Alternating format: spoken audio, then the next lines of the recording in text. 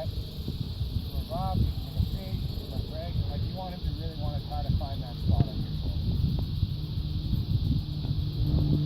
And just like with the ground tying, until he makes a mistake, like until he lets you go left and goes right, then you bring him back to that spot. Like you just have to feed it. Once you're in the so he really learns that it's a great place to be next to your shoulder. And he really understands that if you go left, you want him to go left. And eventually you can use it without the rope at all, right? So here he has your hands on the bottom, huh? There I went left, and you didn't stay in that box. There I go left again. And then there he got it. And then I rub it in. So first of all, just try backing on all your space. Give him a little faster ground, huh? Any questions about that? Once we get started? Yeah? When they forge ahead, Yeah. when they forge ahead of you, Yeah. so they work, start to back. So then would you again turn to the left? So it depends how bad it was. If it's a little bad, like if he's just kind of made a mistake, then I would turn away and have him catch me. Okay. If it's even less bad than that, like he's just gone a few inches in front of me, then I'll stop and back him up. So I really have a horse that's pulling me out, dragging me around, I wouldn't do this exercise. I'd do an exercise where I work on backing up. So I'm doing an exercise like we did with the first person where they went to follow the first person. Okay, totally different.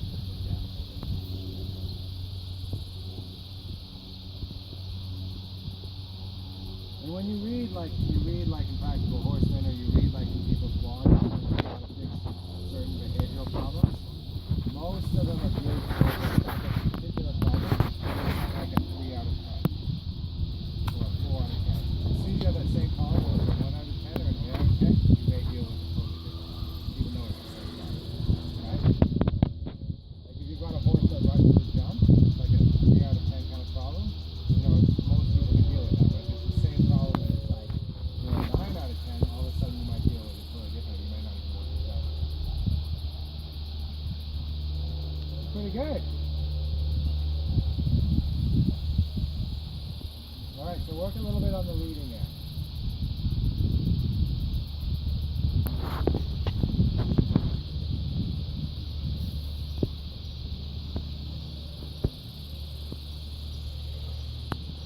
If you've got a horse ever that you want to do liberty with, meaning you're going to be working with your horse without a halter or without a bridle, without a lead rope, and you're going to be on the ground and you're going to want them to come to you, stay on your shoulder, circle around you and not leave you, you've got to really be aware of something called the balance between drive and draw. Right? And drive is everything where you're sending the horse away, like when I asked him to back up away from me, that's drive, like I'm driving him away. And draw is everything where I'm increasing how much the horse wants to be with me. And you want both. If you only work on draw, you're not going to be able to do much with it. If you only work on drive, your horse is not going to want to be with you. Right? But in the end, you want to be aware of the balance so that they can be like pretty close to right in the middle. Right? So then all you have to do, imagine grains of sand in an hourglass. Alright, if you have exactly the same number of sand, piece of sand on one side and the same sand on the other side, to tip the balance of what you want the horse to do, all you have to do is move one grain of sand. Alright? And that's how you want the balance between draw and drive.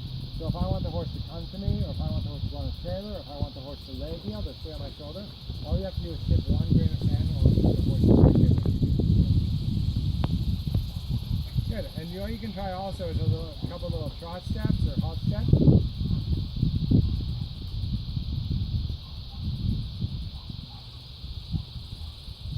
Running shoes on, so you should be able to do a little trot. Yeah. Now, exactly, if you have to pull on that rope, try to reach back and use the stick towards the tail. Takes a little practice to get coordinated with this, but you're doing pretty good. You actually look kind of light on your feet, I like it.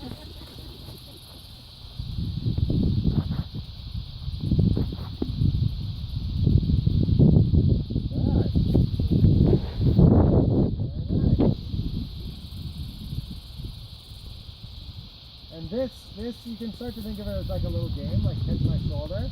And just like with anything that you make into a little game for your horse, If you make it too hard, your horse isn't really motivated to do it or to keep trying.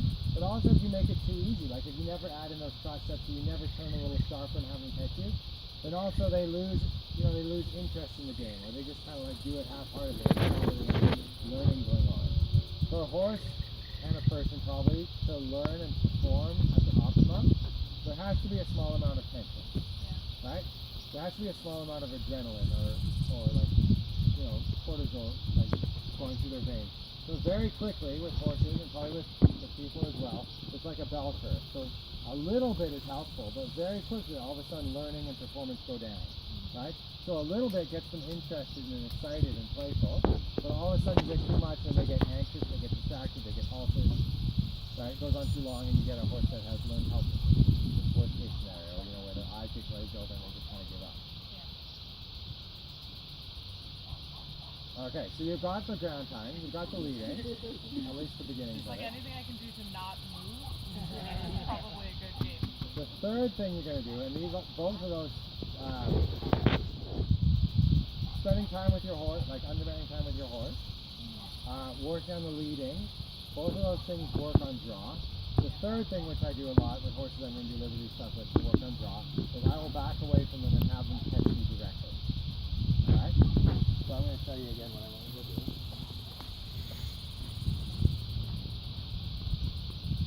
I'm going to back away from him. I want him to catch me. I'm like pulling on the rope. I only want to not have to pull on the rope, but I want him to trot up to me. Alright? So what I'm going to do is every time he gets a little closer to me, I'm going to go softer, and I want to see if I can start to get a little. Behind here, it's hard to put the socks up, but let's see if I can get it.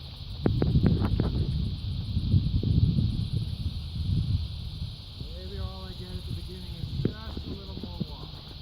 And then when he puts both eyes on me and gets straight to me, then I let him catch me. If you've got what's called a horsing stick, which is a little bit longer than this and a little firmer with a string on the end, you can actually reach around to the back and like, even though I can be 6 feet in front of them, the stick gives me about 12 feet of reach.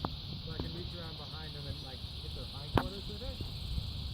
And something like that is really helpful because generally speaking, like when horses interact with each other, like if you see them next to each other, they can flick their tail at another horse, they can use their mouth, they can use their feet. And horses are long, whereas people are tall. So if you want to start to interact with a horse, like and communicate a little easier, you need something that makes you long.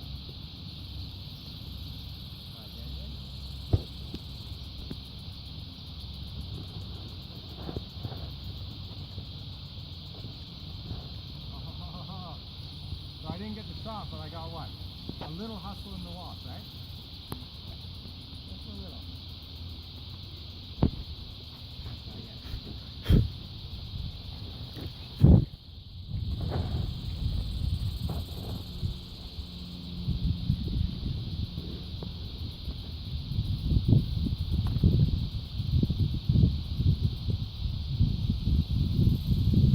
Just like with backing up and everything else, timing of the release is so important, right? I have to make a little game like I want to.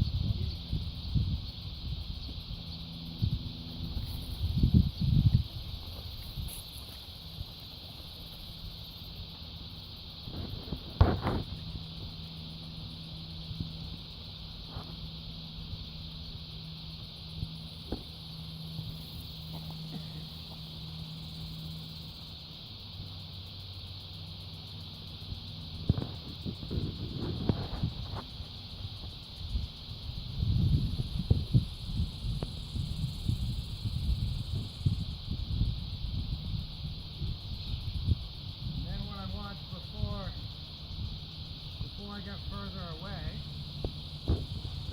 I want to start to feel like if I lean away from him, if I put a gap between me and him, that he comes forward and tries to fill it. So if I lean away, I want him to try to fill that gap up.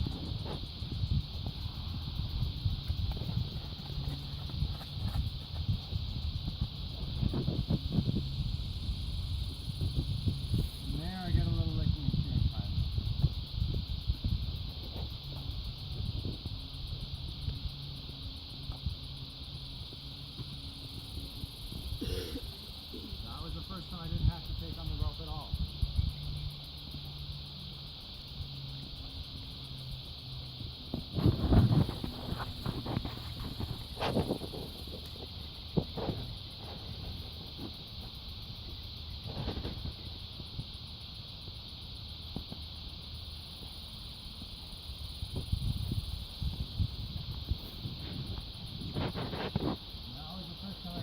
trot without having to touch it.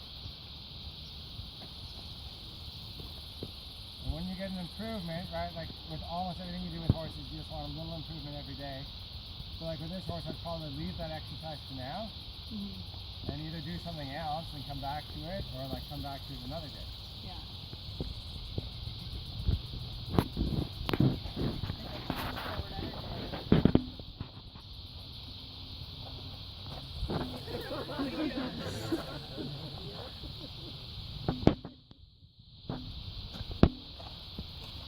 But it's like, same thing if you've got a really dull horse that doesn't want to trot.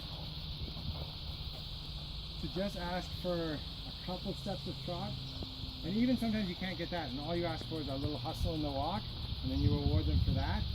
You're going to be getting more in the long term than if you try to get them to canter and try to keep them cantering right off the bat. Like just that they understand the concept that if they just start to hustle and they just start to listen to you, there's going to be a little reward at the end. Why don't you go back and see if you can just work on the leading, and then we'll try once more with seeing if we can get them to trot to you.